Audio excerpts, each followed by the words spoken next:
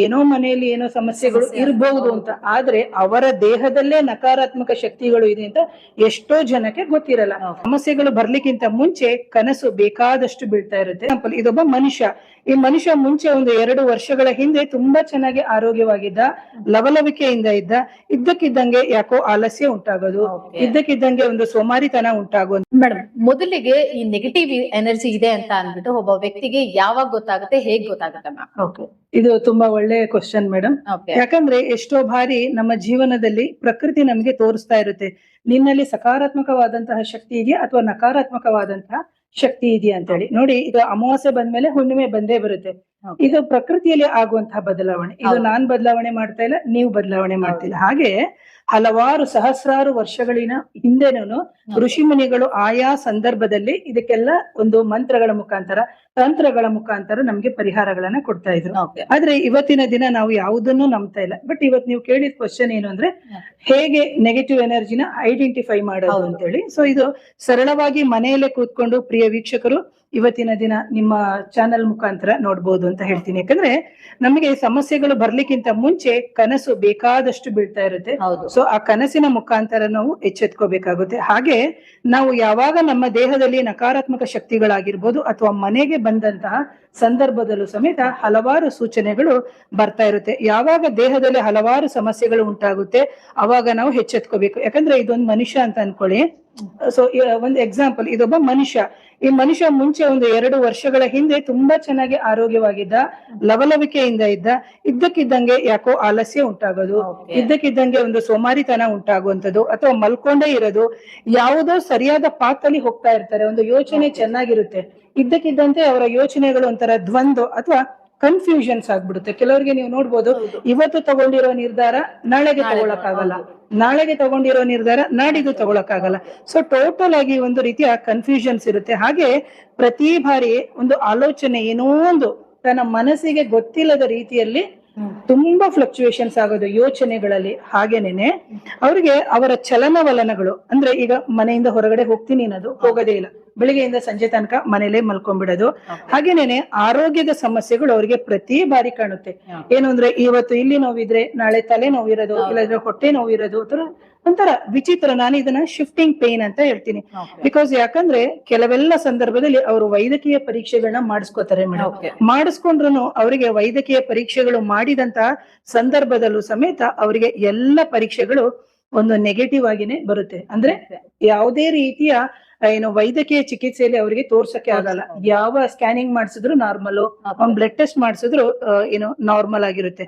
ಕೆಲವ್ರನ್ನ ನೀವು ನೋಡ್ಬೋದು, ಹೊಟ್ಟೆ ಊದ್ಕೊಳ್ಳೋದು, ಅತಿಯಾಗಿ ತಿನ್ನೋದು. ಕೆಲವ್ರು ಹೇಳ್ತಾರೆ, ಮೇಡಮ್ ನನ್ಗೆ ತಿನ್ನಕ್ಕೆ ಆಗದೇ ಇಲ್ಲ. ಅಂದ್ರೆ ನಾವ್ ಇದನ್ನ ಅರ್ಥ ಮಾಡ್ಕೋಬೇಕು. ಸ್ಟಾರ್ಟಿಂಗ್ ಬಂದಾಗ ನಾವು ಐಡೆಂಟಿಫೈ ಮಾಡ್ಕೋಬೇಕು.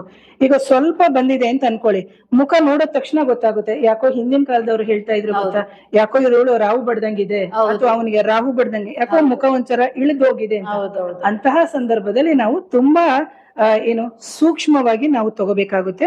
ಅದರ ಜೊತೆಗೆ ಈ ವ್ಯಕ್ತಿ ಯಾವುದೇ ಒಂದು ಕೆಲಸಗಳನ್ನ ಮಾಡ್ಲಿಕ್ಕೆ ಹೋದ್ರುನು ಸುಸೂತ್ರವಾಗಿ ನಡೆಯಲ್ಲ. ಹೇಗಾಗುತ್ತೆ ಅಂದ್ರೆ, ಈಗ ಯಾವ್ದೋ ಒಂದು ಮಗುದ ನಾಮಕರಣ ಅಂತಾನೆ ಅನ್ಕೊಳ್ಳಿ, ಅವ್ರು 3 ತಿಂಗ್ಳಿಗೆ ಮಾಡ್ಬೇಕು ಅಂತ ಇರ್ತಾರೆ, ವರ್ಷ ಆದ್ರೂ ಆಗಲ್ಲ. ಅಥವಾ ಮನೆದ ಒಂದು ಗುದ್ಲಿ ಪೂಜೆ ಮಾಡ್ಬೇಕು ಅಂತ ಇರ್ತಾರೆ, ಜಾಗ ತಗೊಂಡಿರ್ತಾರೆ, ಇನ್ನೇನ್ ಮಾಡ್ತೀನಿ ಅನ್ನೋ ತಮಗೆ ಅಡೆತಡೆಗಳು, ಮನೇಲಿ ಯಾರೋ ಒಂದು ಅಪಘಾತಗಳಾಗೋದು ಅಥವಾ ಈ ವ್ಯಕ್ತಿಗೆ ಆಗೋದು, ಇದೆಲ್ಲವೂ ಉಂಟಾಗುತ್ತೆ. ಹಾಗೇನೇನೆ ಮನೆಯಲ್ಲಿ ಒಂದು ಗಂಡ ಹೆಂಡತಿಯರಿತ್ತು ಅಂದ್ರೆ, ಆ ಗಂಡ ಆಗಿರ್ಬೋದು ಅಥವಾ ಹೆಂಡತಿಯರಾಗಿರ್ಬೋದು, ಮಕ್ಕಳಾಗಿರ್ಬೋದು, ತುಂಬಾ ಭಿನ್ನಾಭಿಪ್ರಾಯಗಳು ಬರುವಂತದ್ದು. ಸೊ ಇದು ಅವ್ರು ಏನ್ ಅನ್ಕೋತಾರೆ ಅಂದ್ರೆ, ಏನೋ ಮನೆಯಲ್ಲಿ ಏನೋ ಸಮಸ್ಯೆಗಳು ಇರಬಹುದು ಅಂತ, ಆದ್ರೆ ಅವರ ದೇಹದಲ್ಲೇ ನಕಾರಾತ್ಮಕ ಶಕ್ತಿಗಳು ಇದೆ ಅಂತ ಎಷ್ಟೋ ಜನಕ್ಕೆ ಗೊತ್ತಿರಲ್ಲ. ಸೊ ಅಂತ ಸಂದರ್ಭದಲ್ಲಿ ಅವ್ರು ಏನ್ ಮಾಡ್ತಾರೆ ಅಂದ್ರೆ, ಹಲವಾರು ವಾಸ್ತು ಪ್ರಕಾರ ನೋಡ್ತಾರೆ, ಗೋಡೆಗಳನ್ನ ಹೊಡಿತಾರೆ, ಅಥವಾ ವಾಸ್ತು ರಿಲೇಟೆಡ್ ರೆಮಿಡೀಸ್ ನ ಮಾಡ್ತಾರೆ. ಅಂತ ಸಂದರ್ಭದಲ್ಲೂ ಸಮೇತ ಆಗಲ್ಲ.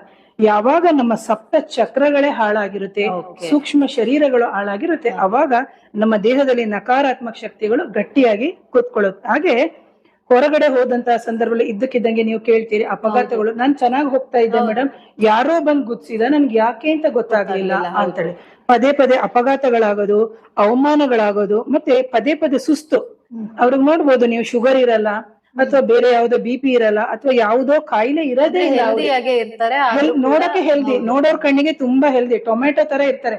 ಕೆಲವ್ರನ್ನ ನೀವು ನೋಡ್ಬೇಕು, ನನ್ನ ಹತ್ರ ಬರೋರು ಟೊಮೆಟೊ ತರ ಇರ್ತಾರೆ, ಆದ್ರೆ ಒಳಗಡೆ ನೋಡ್ಬೇಕು ಎಲ್ಲ ಕೊಳೆತು ಹೋದಂಗ ಆಗಿರುತ್ತೆ. ಅಂದ್ರೆ ಅವ್ರನ್ನ ನೋಡಿದ ತಕ್ಷಣನೇ ಗೊತ್ತಾಗುತ್ತೆ ಇವರಲ್ಲಿ ಪೂರ್ತಿ ನೆಗೆಟಿವ್ ಎನರ್ಜಿ ಇದೆ ಅಂತ ಹೇಳ್ಬಿಟ್ಟು. ಹಾಗೆ ದಿನ ಒಂಥರ ಮೈ ಕೈ ನೋವು, ಕಾಲ್ ನೋವು, ಕೆಲವ್ರು ಹೇಳ್ತಾರೆ ತುಂಬಾ ಈ ಕೆಳಗಡೆನೆ ಇಳಿಸಕ್ಕಾಗಲ್ಲ ಮೇಡಮ್, ಎದ್ದು ಹೆಜ್ಜೆ ಇಡಕ್ಕಾಗಲ್ಲ ಅಂತ. ಹಾಗೆ ಹೆಣ್ಮಕ್ಳು ಏನಾದ್ರೂ ಆಗಿತ್ತು ಅಂದ್ರೆ ಅವರಿಗೆ ಪ್ರತಿ ಬಾರಿ ಮುಟ್ಟಿನ ಸಮಸ್ಯೆಗಳು ಕಾಣಿಸ್ಕೊಳ್ಳುವಂಥದ್ದು.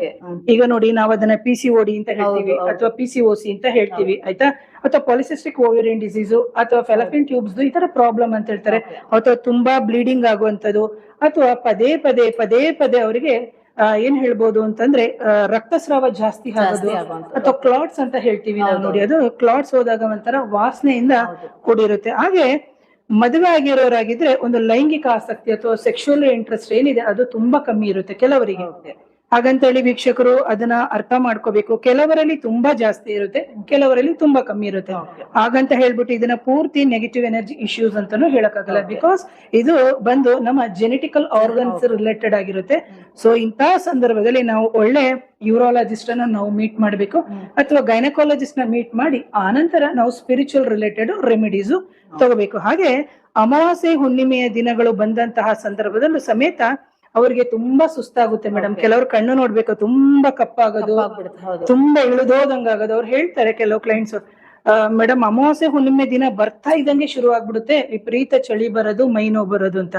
ಕೆಲವ್ರದ್ದು ನೀವು ನೋಡ್ಬೇಕು, ಸ್ಪೆಸಿಫಿಕ್ ಆಗಿ ಕೆಲವು ನಕ್ಷತ್ರಗಳಿರುತ್ತೆ, ಅಂತ ನಕ್ಷತ್ರದಲ್ಲಿ ಅಂತ ವಾರಗಳಲ್ಲೇ ಶುರು ಆಗ್ಬಿಡುತ್ತೆ.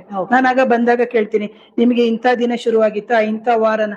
ಅದ್ ಹೇಗೆ ಹೇಳಿದ್ರಿ ಮೇಡಮ್? ಯಾಕಂದ್ರೆ ಅವ್ರನ್ನ ನೋಡಿದ ತಕ್ಷಣ ಗೊತ್ತಾಗುತ್ತೆ ಇವ್ರ ದೇಹದಲ್ಲಿ 10% ಇದೆಯಾ, 15 ಇದೆಯಾ, 20 ಇದೆಯಾ, 30 ಇದೆಯಾ ಅಂತ. ಅದಕ್ಕೆ ನೋಡ್ಕೊಂಡು ನಾವು ಇವರ ದೇಹದಲ್ಲಿ ನಕಾರಾತ್ಮಕ ಶಕ್ತಿ ಯಾವ ಲೆವೆಲಿನಲ್ಲಿ ಇದೆ ಅಂತ ಹೇಳ್ಬಿಟ್ಟು ನೋಡ್ಬೇಕಾಗುತ್ತೆ. ಹಾಗೆ ಹುಟ್ಟುವಂತಹ ಮಕ್ಕಳು ನೀವು ನೋಡ್ಬೋದು, ಕೆಲವು ಮಕ್ಕಳಲ್ಲಿ ಇದನ್ನ ಮುಂದಿನ ದಿನದಲ್ಲಿ ಬೇಕಾದ್ರೆ ಡೀಪ್ ಆಗಿ ಹೇಳೋಣ, ಬಟ್ ಈಗ ಸಣ್ಣದಾಗಿ ಹೇಳೋದು.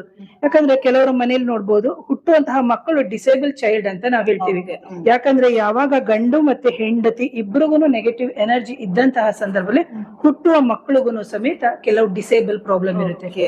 ಅದರ್ವೈಸ್ ಕೆಲವರು ತಾಯಂದಿರೇ ಏನ್ ಮಾಡ್ತಾರೆ ಅಂತಂದಾಗ, ಈಗ ಕೆಲವರು ಹೇಳ್ತಾರೆ ಡಾಕ್ಟ್ರು ರಿಲೇಟಿವ್ಸ್ ಅಲ್ಲೇ ನಾವು ಮದುವೆ ಆಗಿಲ್ಲ ಅಂತ ಸಂದರ್ಭದಲ್ಲಿ ಇಂಥ ಎನರ್ಜಿಗಳು ಮದ್ವೆಗಿಂತ ಮುಂಚಿತವಾಗಿ ನಿಮ್ಮ ದೇಹದಲ್ಲಿ ಇದ್ರೆ, ಅಥವಾ ಮದುವೆ ಆದ ನಂತರ ನಿಮ್ಮ ಇಬ್ಬರ ಎನರ್ಜಿ ಟ್ರಾನ್ಸ್ಫರ್ ಆದ ನಂತರದಲ್ಲೂ ಸಮೇತ, ಯಾಕಂದ್ರೆ ಈಗ ಭೂಮಿನೂ ಶುದ್ಧವಾಗಿಲ್ಲ, ಬೀಜನೂ ಶುದ್ಧವಾಗಿಲ್ಲ, ಆಗ ಏನ್ ಹುಟ್ಟುತ್ತೆ? ಸೊ ಅದೇ ತರದ ಫಲ ಸಿಗುತ್ತೆ. ಹಾಗಾಗಿ ಹುಟ್ಟುವಂತಹ ಮಕ್ಕಳು ಸಮೇತ ಡಿಸೇಬಲ್ ಆಗಿರುತ್ತೆ.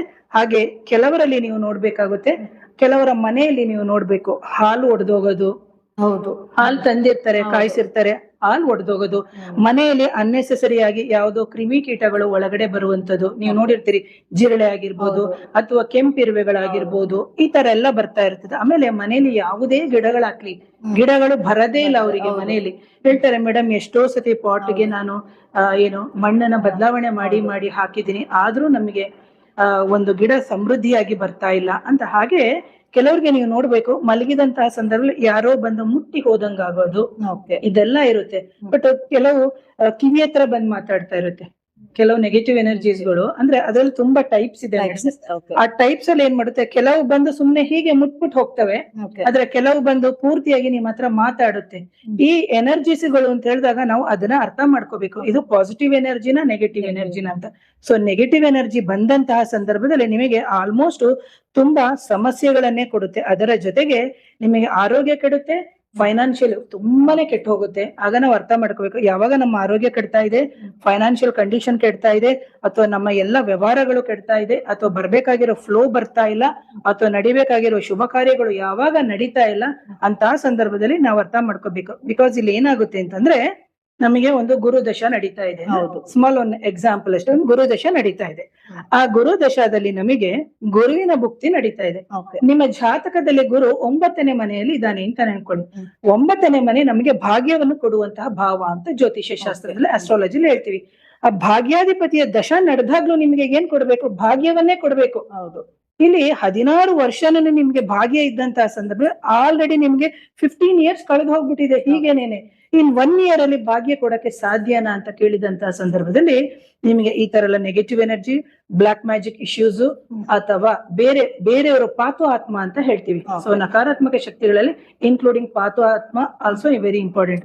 ಈ ತರ ಎಲ್ಲ ಬಂದಂತಹ ಸಂದರ್ಭದಲ್ಲಿ ನಮಗೆ 9ನೇ ಮನೆ ಆಗಿರ್ಬೋದು ಅಥವಾ 10ನೇ ಮನೆ ಎಂದಾಗ ನಾವು ಹೆಸರನ್ನು ಕೊಡುವಂತಹ ಮನೆ, 11ನೇ ಮನೆ ಎಂದಾಗ ಗೇನಿಂಗ್ ಅದೇ ನಮ್ಗೆ ಲಾಭವನ್ನ ಕೊಡುವಂತಹ ಮನೆ. ಹಾಗಾಗಿ ಇದೆಲ್ಲವನ್ನ ನೋಡ್ಬಿಟ್ಟು ನಾವು ವ್ಯಕ್ತಿಯನ್ನ ನೋಡಿ ನಿರ್ಧಾರ ಮಾಡ್ಬೇಕು. ಯಾವಾಗ ನಮಗೆ ನಮ್ಮದಲ್ಲದ ಆಲೋಚನೆ, ಕನಸುಗಳು, ದೇಹ ಭಾರ, ಸುಸ್ತು, ನಮ್ಮಲ್ಲಿ ಒಂಥರ ಇರಿಟೇಬಿಲಿಟಿ ಇದೆ, ಯಾಕಂದ್ರೆ ನಮ್ಮ ಬಿಹೇವಿಯರೇ ಚೇಂಜ್ ಆಗ್ತಾ ಇದೆ, ಇದೆಲ್ಲವನ್ನ ನಮ್ಮ ಬದಲಾವಣೆ ಆದಂತಹ ಸಂದರ್ಭದಲ್ಲಿ ಯಾವಾಗ ನಮಗೆ ಈ ತರ ಸಮಸ್ಯೆಗಳು ಬರ್ತಾ ಇದೆ ಅಂದಾಗ ನಾವು ಫಸ್ಟ್ ವೈದ್ಯಕೀಯ ಚಿಕಿತ್ಸೆ ಆಗ್ಲೇಬೇಕು. ಯಾಕಂದ್ರೆ ಯಾವಾಗ ನಾವು ಮನಶಾಸ್ತ್ರಜ್ಞರೋ ಅಥವಾ ನಮಗೆ ಅದರದ ರಿಲೇಟೆಡ್ ಪ್ರಾಬ್ಲಮ್ ಇದ್ದಂತಹ ಸಂದರ್ಭದಲ್ಲಿ ನಾವು ಹೋಗಿ ತೋರಿಸ್ಕೋಬೇಕು. ಯಾಕಂದ್ರೆ ಪೂರ್ವ ಜನ್ಮಂ ಕೃತ್ಯಂ ಪಾಪಂ ವ್ಯಾಧಿ ರೂಪೇಣ ಬಾಧಿತ ಅಂತ. ಅಂದ್ರೆ ನಾವು ಹಿಂದಿನ ಜನ್ಮದ ಕರ್ಮಗಳ ಫಲವಾಗಿನೇನೆ ನಾವು ಈ ಜನ್ಮದಲ್ಲಿ ವ್ಯಾಧಿಗಳನ್ನ ಅನುಭವಿಸ್ತೀವಿ. ಹಾಗೇನೇನೆ ಋಣಾನುಬಂಧ ರೂಪೇಣ ಪಶು ಪತ್ನಿ ಸುತ ಆಲಯ ಅಂತ. ಯಾವಾಗ ನಮಗೆ ಒಂದು ಪಶು, ಹಿಂದಿನ ಕಾಲದಲ್ಲಿ ಪಶು, ಪತ್ನಿನೂ ಇತ್ತು, ಆಲಯ ಅಂದ್ರೆ ಮನೆ. ನಮಗೆ ನಮ್ಮ ಕರ್ಮದ ಸಲುವಾಗಿ ಅಂದ್ರೆ ಋಣದ ಸಲುವಾಗಿ ಪಶು ಆಗಿರ್ಬೋದು, ಪತ್ನಿ ಆಗಿರ್ಬೋದು, ಆಲಯ ಇವೆಲ್ಲವೂ ಸಿಗೋದು.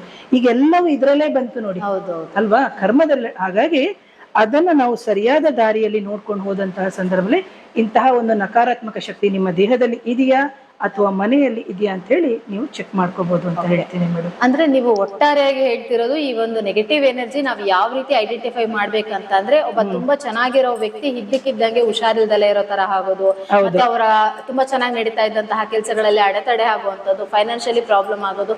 ಸೊ ಈ ರೀತಿ ಎಲ್ಲ ತೊಂದರೆಗಳು ಆದಾಗ ಅವರಿಗೆ ನೆಗೆಟಿವ್ ಎನರ್ಜಿ ಇದೆ ಅಂತ ನಾವು ಖಂಡಿತ. ಓಕೆ.